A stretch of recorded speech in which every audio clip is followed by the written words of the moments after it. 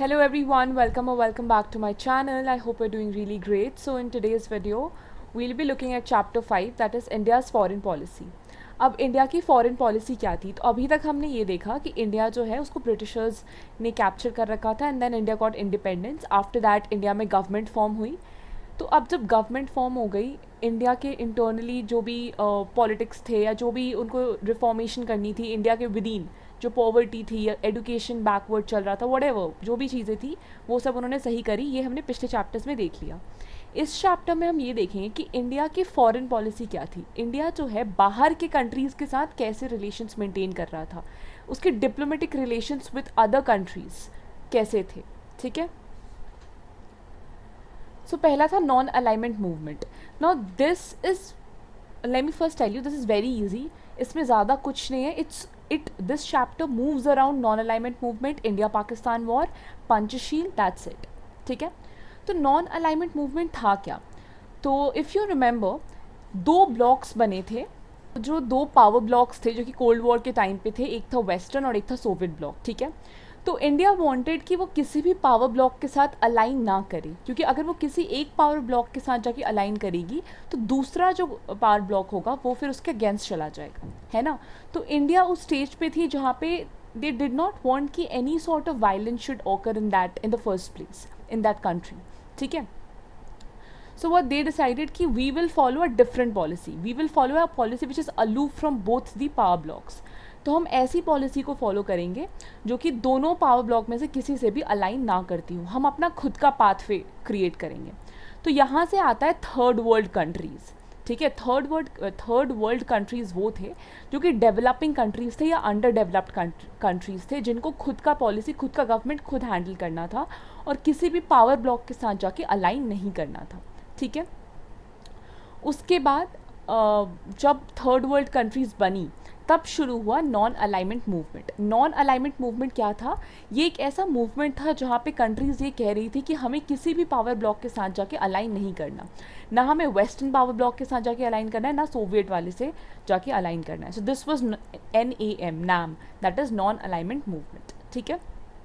और नैम की ऑब्जेक्टिव क्या थी? उसकी ऑब्जेक्टिव ये थी कि उसे जो है जितने भी ऐसे कंट्रीज़ हैं जिन्हें जो दो पावर ब्लॉक्स थे उनके साथ जाके नहीं मिलना है, उनके साथ अच्छे रिलेशंस बनाना और एक अच्छी इकोनॉमिक, पॉलिटिकल और सोशल लाइफ क्रिएट करना कंट्री के अंदर. ठीक है. उसके बाद will talk about Panchsheel. Panchsheel का मतलब क्या होता है? तो ये जो वर्ड है इसके अंदर ही इसका मीनिंग छिपा हुआ है. पंचशील, 5. पंच मीन्स 5. तो कुछ 5 प्रिंसिपल्स थे पीसफुल कोएग्जिस्टेंस के, जो कि इंडिया और चाइना ने साइन किए थे. अब आप सभी को पता है इंडिया और चाइना के बीच में कॉन्फ्लिक्ट हुई थी, राइट. तो जब वो कॉन्फ्लिक्ट हुई थी इंडिया और चाइना के बीच में तो काफ़ी भसड़ मची थी उस टाइम पे. तो आफ्टर दैट ऑब्वियसली इंडिया चाहती थी कि वो सबके साथ पीस मेंटेन करके चले. इंडिया को और वायलेंस नहीं चाहिए था, इसीलिए चाइना के साथ उन्होंने 5 प्रिंसिपल पॉलिसी सेट किया एक पीसफुल कोएग्जिस्टेंस का. पहला ये था कि mutual respect for one another's territorial integrity, दूसरा नॉन एग्रेशन, तीसरा non interference in one another's internal affairs, fourth was equality and mutual benefit and fifth was peaceful coexistence. तो पंचशील में बस यही लिखा था कि इंडिया और चाइना जो है एक दूसरे के टेरिटोरियल इंटीग्रिटी, एक दूसरे के कंट्री के लिए, उसकी बाउंड्री के लिए उनको म्यूचुअल रिस्पेक्ट रहेगा. Nobody will try to invade the other country. कोई भी किसी और कंट्री में घुसने की कोशिश नहीं करेगा और उसे रिस्पेक्ट करेगा. ठीक है. नॉन एग्रेशन, कोई भी वायलेंस नहीं करेगा. नो वॉर, कोई भी वॉर नहीं होगी. कोई भी किसी के भी इंटरनल अफेयर्स में इंटरफेयर नहीं करेगा. कंट्री के अंदर क्या चल रहा है उसमें कोई इंटरफेरेंस नहीं होगी. इक्वालिटी होगी, आपस में आपसी जो संबंध है वो सही करेंगे वो, ताकि म्यूचुअल बेनिफिट हो दोनों कंट्रीज़ को. और पीसफुल कोएग्जिस्टेंस होगी, पीस मेंटेन किया जाएगा. This was the 5 principles of peaceful coexistence between India and China which is known as Panchsheel. ठीक है. एग्जाम पर्सपेक्टिव से बहुत इंपॉर्टेंट है बिकॉज पंचशील एक बहुत इंपॉर्टेंट टॉपिक है इस पूरे चैप्टर में. सो एग्जाम पर्सपेक्टिव से this is very very important. अब रीजंस क्या थे नॉन अलाइनमेंट पॉलिसी के फॉलो करने के? Why did India not join any of the power blocks? दो जब पावर ब्लॉक्स ऑलरेडी थी उस टाइम पे कंट्री वर्ल्ड में, तो इंडिया ने ऐसा क्यों सोचा कि हम एक थर्ड वर्ल्ड कंट्री बनाएंगे, हम दोनों में से किसी भी पावर ब्लॉक में नहीं जाके अलाइन करेंगे। क्यों? What was the reason behind it? ठीक है, पंडित जवाहरलाल नेहरू, जो कि उस टाइम पे मिनिस्टर ऑफ एक्सटर्नल अफेयर्स भी थे, इंडिया के प्राइम मिनिस्टर के साथ साथ वो मिनिस्टर ऑफ एक्सटर्नल अफेयर्स भी थे, तो उनके हाथ में ही था कि वो इंडिया के फॉरेन पॉलिसी को रेगुलेट करेंगे। तो ये जो थर्ड वर्ल्ड कंट्रीज़ है ना, ये पहली बार ये जो टर्म है थर्ड वर्ल्ड, ये यूज़ हुआ था 1950 में उन कंट्रीज़ को डिस्क्राइब करने के लिए जो कि फर्स्ट वर्ल्ड से नहीं मिलते जुलते हैं, which does not belong to the first world. First world मतलब क्या? जो हाईली डेवलप्ड कंट्रीज़ है हर एस्पेक्ट में, politically, socially, economically, military wise, जो बहुत ज़्यादा डेवलप्ड है उसे फर्स्ट वर्ल्ड कहते हैं। ठीक है, तो जब सेकेंड वर्ल्ड वॉर ख़त्म हुई उसके बाद से डीकॉलोनाइजेशन शुरू हो गई थी।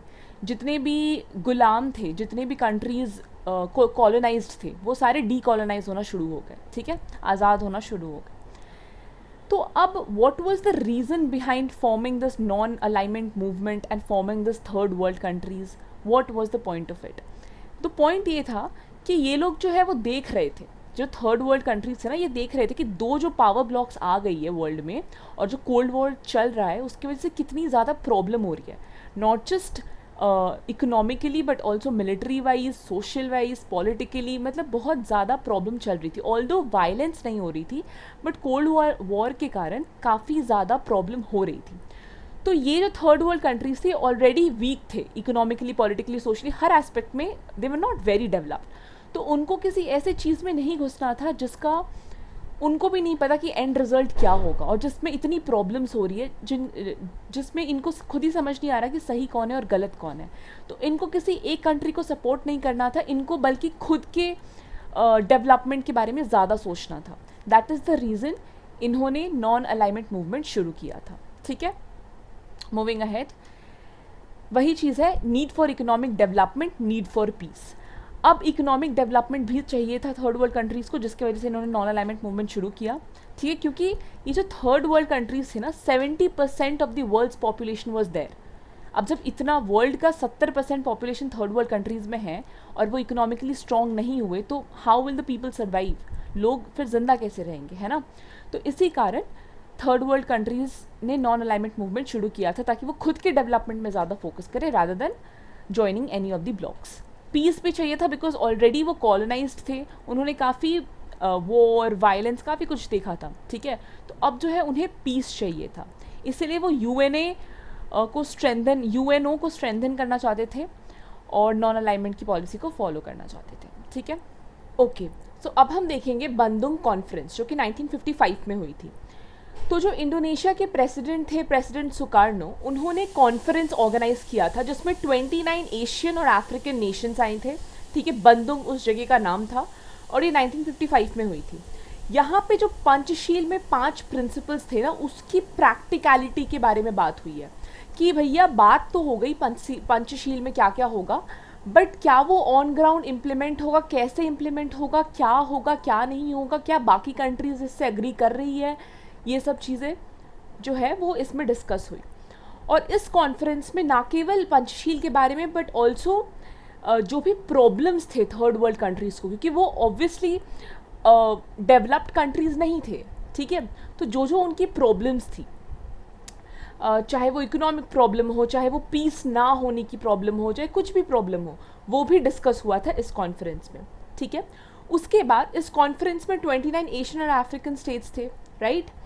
तो ये जो जितने भी नेशंस थे, इन सभी के लीडर्स ने इस चीज़ से अग्री करा कि पंचशील के जो 5 प्रिंसिपल है वो बहुत सही है and they agreed to this principal.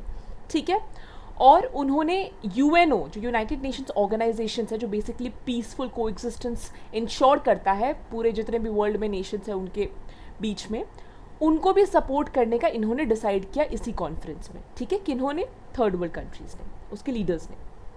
Moving ahead, तो पंचशील क्या है यहाँ पे उस चीज़ के बारे में दी गई है। पंचशील बेसिकली फॉरेन पॉलिसी है इंडिया की। ठीक है, ऑब्वियसली इंडिया और चाइना के बीच में हुई है पंचशील, तो obviously it has to be a foreign policy. वो एक फॉरेन पॉलिसी है, 5 प्रिंसिपल्स है जिस पे जॉइंट स्टेटमेंट है, मतलब ना केवल इंडिया ने इस चीज़ पे अग्री करा है बल्कि चाइना जिसके साथ ये प्रिंसिपल पंचशील साइन हुई है उसने भी इस चीज़ से अग्री करा है। और ये इशू कब हुआ था? 28 जून 1954 में by prime ministers of India and communist China. ठीक है, उसके बाद 17 अक्टूबर 1954 में हो ची मिन, जो कि डेमोक्रेटिक रिपब्लिक ऑफ वियतनाम के प्रेसिडेंट थे, उन्होंने भी इस चीज़ से अग्री करा, किससे? पंचशील के प्रिंसिपल से। ठीक है, 22 दिसंबर 1954 में यूगोस्लेवियन प्रेसिडेंट मार्शल टिटो ने भी इस चीज़ से अग्री करा। उसके बाद 2 अप्रैल 1955 में लोकसभा जो था, it was officially started in the Lok Sabha of Burma, China, Nepal, Vietnam, Yugoslavia, Cambodia, Laos, all of this. ठीक है, तो सभी ने बेसिकली पंचशील के प्रिंसिपल्स को अग्री करा। ठीक है, तो ये जो बेलग्रेड कॉन्फ्रेंस थी, इस पे जो है 25 नॉन अलाइंग नेशन जो थे वो आए थे, जैसे Afghanistan, Algeria, Congo, Cuba, Ghana, India, Indonesia, etcetera etcetera. यहाँ पे सारा लिखा है, if you want to remember the names fair enough you can. ठीक है, बट आई वुड सजेस्ट कि जो कुछ 2-3 नाम है जो यहाँ पे, जैसे Jawaharlal Nehru of India, President Tito of Yugoslavia and President Nasir of Egypt. These are the major ones, the major names you should remember because ये 3 नाम ऐसे हैं जो एग्ज़ाम में आने की बहुत हाई प्रोबेबिलिटीज़ होते हैं। ठीक है, तो इन्होंने ये कॉन्फ्रेंस अटेंड करा, और जो नैम नॉन अलाइनमेंट मूवमेंट के फाउंडिंग फादर्स थे, मतलब जिन्होंने नॉन अलाइनमेंट मूवमेंट स्टार्ट करा था, उन्होंने भी इस कॉन्फ्रेंस को अटेंड करा, और 27 पॉइंट डिक्लेरेशन एस्टैब्लिश हुई। और ये 27 पॉइंट डिक्लेरेशन क्या थी? ये 27 पॉइंट डिक्लेरेशन में ये लिखा था कि क्या क्या ऑब्जेक्टिव्स हैं जो कि नॉन अलाइनमेंट मूवमेंट में की जाएगी, मतलब what are the things that the third world countries are going to do in this non alignment movement. क्या क्या इनका ऑब्जेक्टिव, इनका गोल क्या है थ्रू नॉन अलाइनमेंट मूवमेंट। ठीक है, तो पहला तो ये था कि abolition of imperialism and colonialism. तो वही जो डोमिनेट कर रहे थे, जो डेवलप्ड कंट्रीज डोमिनेट कर रहे थे, फर्स्ट वर्ल्ड कंट्रीज जो डोमिनेट कर रहे थे, उनकी डोमिनेशन को हटाना था। ठीक है, और सेल्फ रूल लाना था, इक्वालिटी लाना था, सेल्फ डिटर्मिनेशन लाना था। इंटरनल पीस, अब अंदर जो पीस, मतलब अंदर कोई भी वायलेंस हो रही है किसी भी कंट्री के अंदर, तो उसको भी हटाना था और पीस लाना था, इंटरनल पीस। ठीक है, डिसआर्मामेंट, न्यूक्लियर वेपन्स का यूज़ नहीं होना था। न्यू इंटरनेशनल इकोनॉमिक ऑर्डर, तो नैम जो नॉन अलाइनमेंट मूवमेंट थी, उसने बोला, दे स्ट्रांगली बिलीव्ड, उन्होंने ये चीज़ कहा कि जो अभी जो इकोनॉमिक ऑर्डर है ना देश की, पूरे वर्ल्ड की एक्चुअली, वो काफ़ी इनइक्वल है, मतलब इनइक्वालिटी से भरा हुआ है। ठीक है, it's not equal. Why? Because the poor is becoming poor and the rich is becoming rich. That is what the present economic system is actually ensuring, you know. तो this is what NAM said. NAM ने कहा कि जो गरीब है वो और गरीब होता जा रहा है, जो अमीर है वो और अमीर होता जा रहा है, ये इकोनॉमिक सिस्टम तो अच्छी बात नहीं है। तो एक नया इकोनॉमिक सिस्टम, एक नया इकोनॉमिक ऑर्डर लाने का नैम ने डिसाइड किया। ठीक है,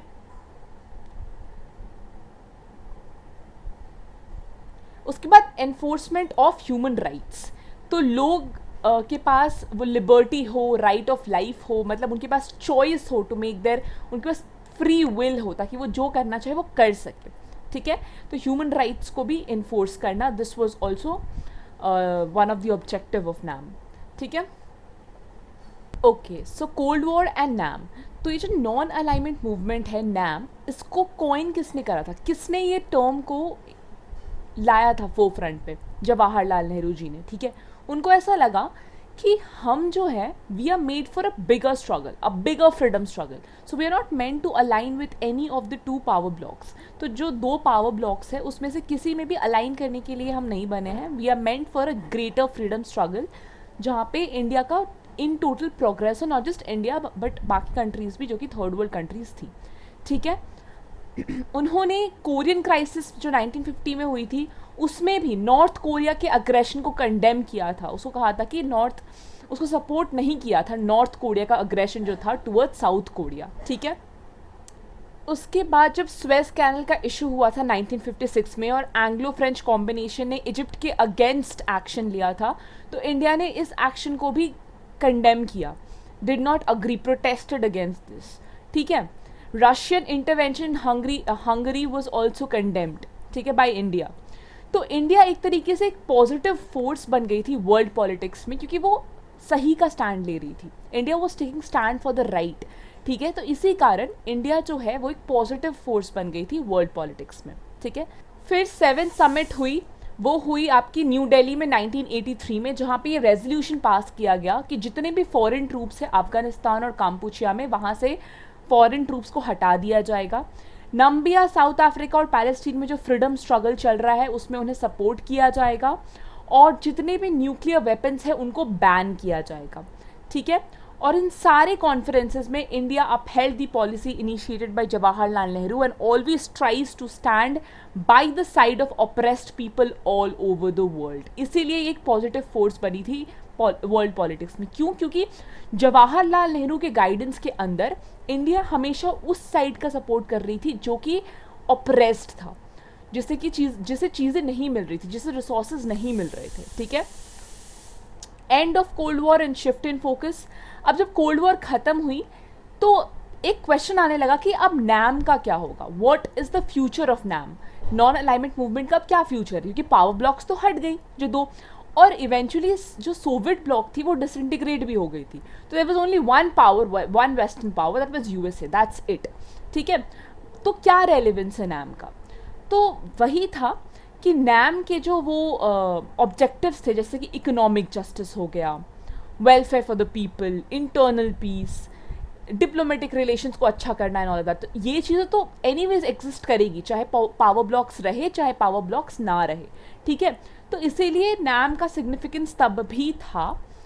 और बहुत सारे ऐसे सिचुएशंस भी हुए थे, जैसे कि after the disintegration of the Soviet Russia, America has become the powerful state in world politics. It has been observed that America took unilateral action in Afghanistan and Iraq. In such situations, unilateral action मतलब खुद ही decide कर ले कि क्या करना है अफगानिस्तान और Iraq में, ठीक है।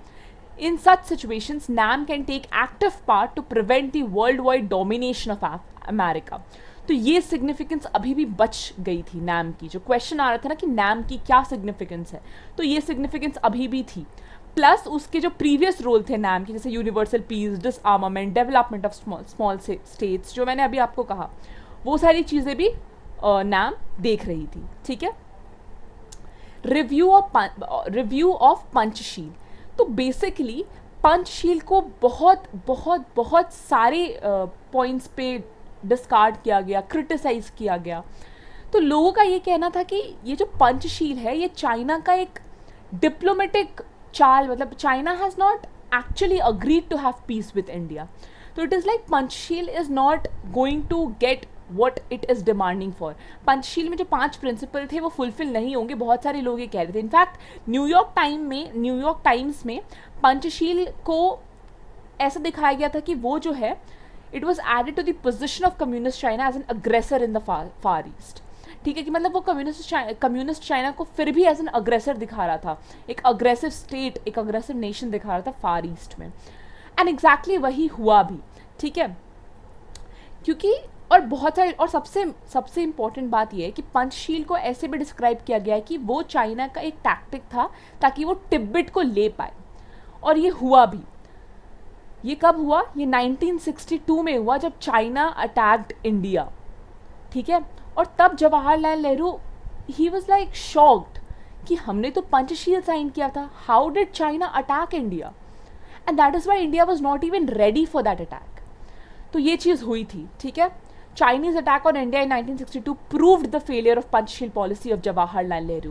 It may be concluded by saying that Panchsheel was an abstract conception like equality, freedom, respect for law, etc. It was only a pious wish to which nations may pay only lip service, nothing more. इसका मतलब है कि पंचशील जो था वो actually on ground कभी implement हो ही नहीं सकता, बिकॉज कहीं ना कहीं किसी ना किसी टॉपिक में कंट्रीज और जो नेशंस है जो भी है वो लड़ेंगे ही। They will find out reasons to actually fight, you know. जैसे फ्रीडम हो गया, रिस्पेक्ट फॉर लॉ हो गया, इक्वालिटी हो गया, ये कभी भी फुल्ली आपको सोसाइटी में नहीं दिखेगी। आज भी you will not see equality everywhere, you will not see freedom everywhere, you will not see the respect for law everywhere. Similarly Panchsheel भी सिर्फ बातों का खेल था, it was not something which is implemented on ground, ठीक है। वो हो ही नहीं पाया, it was a great failure, ठीक है। This is what the first unit was all about. I hope it is clear to all of you कि इसमें क्या क्या था. नाउ नेक्स्ट वीडियो में विल बी डिस्कसिंग पाकिस्तान और इंडिया का जो अटैक हुआ था, इंडिया पाकिस्तान में जो 3 वॉर्स हुए थे. और ये जो हमने अभी देखा, चाइना ने जो अटैक किया था इंडिया पे वो, और फिर इंडिया ने फिर वापस जो उसका रिवेंज लिया, वो सारी जो वॉर्स और फाइट्स हुई है, उसके लिए मैं एक सेपरेट वीडियो लेके आऊँगी and I cover that. So yes, if you like the video, do like, share, subscribe and comment down below how you like the video. Do share the video please.